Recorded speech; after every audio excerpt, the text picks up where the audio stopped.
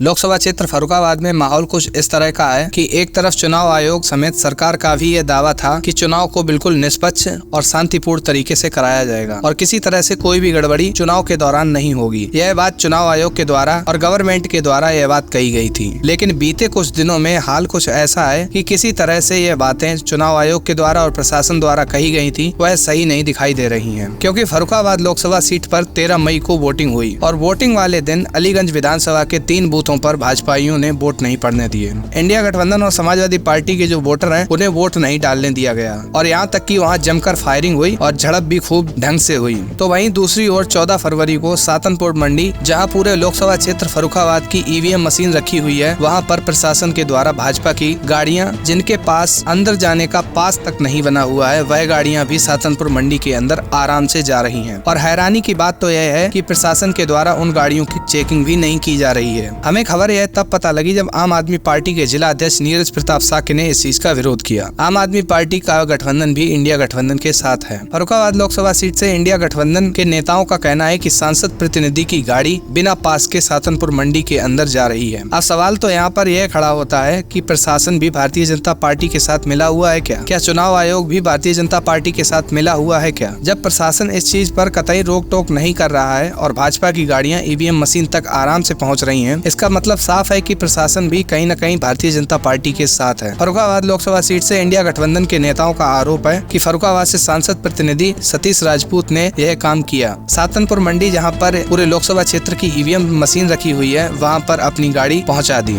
और हैरानी की बात यह है कि पुलिस कर्मियों ने इस गाड़ी की जाँच तक नहीं की। चुनाव आयोग का दावा था कि चुनाव को पूरी निष्पक्षता के साथ और शांतिपूर्ण तरीके से कराया जाएगा, लेकिन फर्रुखाबाद लोकसभा सीट पर ऐसा देखने को मिल रहा है कि चुनाव आयोग अपनी यह बात कहकर भूल गया और चुनाव आयोग को यह तक नहीं पता है कि लोकसभा सीट फर्रुखाबाद में उत्तर प्रदेश में कहां पर है। जब 13 मई को फर्रुखाबाद लोकसभा में वोटिंग हो रही थी तो अलीगंज विधानसभा के कुछ बूथों पर भाजपाई, समाजवादी पार्टी और इंडिया गठबंधन के वोटरों को वोट तक नहीं डालने दे रहे थे। आपको क्या लग रहा है, फर्रुखाबाद लोकसभा सीट किस तरह से और किसके पक्ष में जाएगी? नीचे कॉमेंट करके हमें अपनी राय जरूर बताएं। बने रहिए INDC नेटवर्क के साथ। मिलते एक नई खबर के साथ। बहुत बहुत धन्यवाद। INDC नेटवर्क, बदलते भारत के साथ।